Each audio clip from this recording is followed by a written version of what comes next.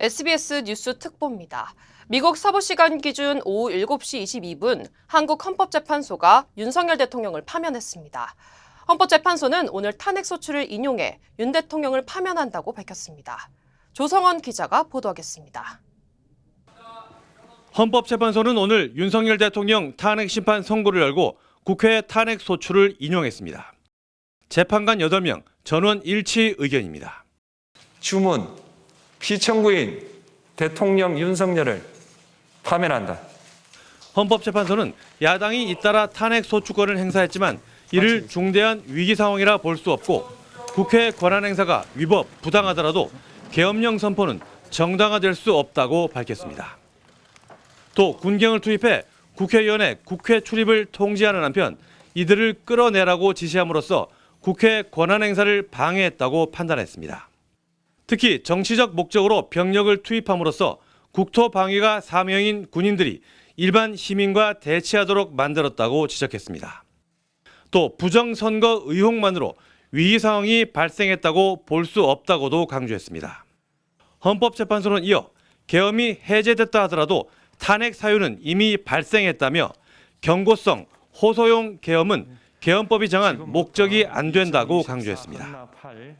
파면의 효력은 즉시 발생해 이를 기점으로 윤 대통령은 대통령 직위를 잃었습니다.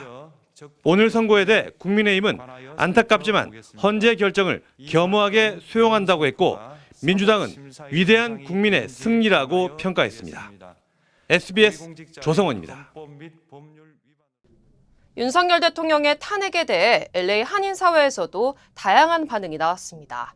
탄핵을 지지했던 한인들은 민주주의가 바로 서는 계기라며 환영한 반면 반대 입장을 보였던 보수단체들은 강한 유감을 표했습니다. 하지만 한인사회에서는 어떤 결과든 받아들이고 함께 나아가야 한다는 목소리도 나오고 있습니다. 승복은 해야 돼요. 어떻게 나오든지. 한국이 분열을 하면 안 되잖아요. 이쪽으로 뭉치든 저쪽으로 뭉치든 뭉쳐야지 살지. 이번 선고로 한인사회에도 어떤 변화의 흐름이 이어질지 주목됩니다. 윤석열 대통령의 파면 여부는 미국에서도 큰 관심입니다.